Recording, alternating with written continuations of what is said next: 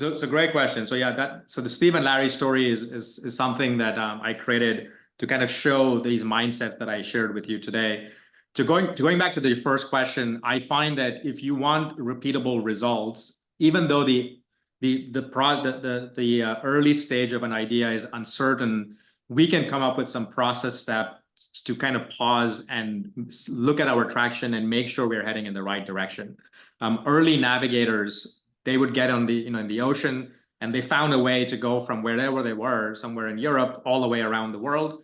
And the way they did this was not with GPS. They used some very rudimentary tools, and there was a lot of uncertainty and fog and all these things. And that's what we are doing here as well. So a process and tools is how we navigate. If you're familiar with Agile, I'm a big fan of sprints and cadence and checkpoints. The main difference here is that rather than measuring output, rather than measuring build velocity, how much stuff have we built, we are measuring traction velocity, which is how much stuff have we built that people have engaged with. If no one, going back to that earlier comment, if no one is engaging with your landing page or your value proposition and you're not getting meetings with your clients, even when you build it, nothing is going to change. So that's how we bring in this discipline of focusing on the right things first and making sure they work before wasting time on other things because they're not the most riskiest in the beginning.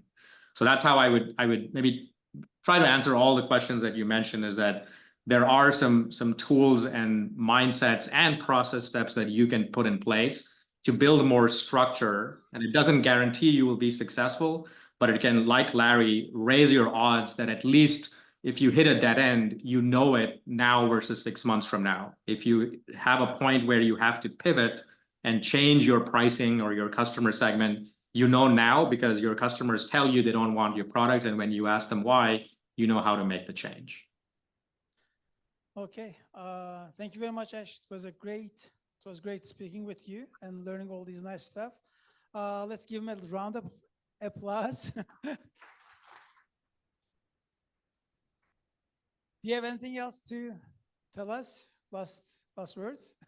No, I'll just end with probably the most, and I think people have already touched on this, but the most important mindset is love the problem. And I know more easily said than done, but every time, like first principles in science, every time you have a new idea, ask yourself, do I have evidence of a problem, and not just a feature or a solution, but like a real problem that's behind this? And that will, I think, serve you well in all the instances, whether it's a feature request or a new product you're trying to bring to life. Okay.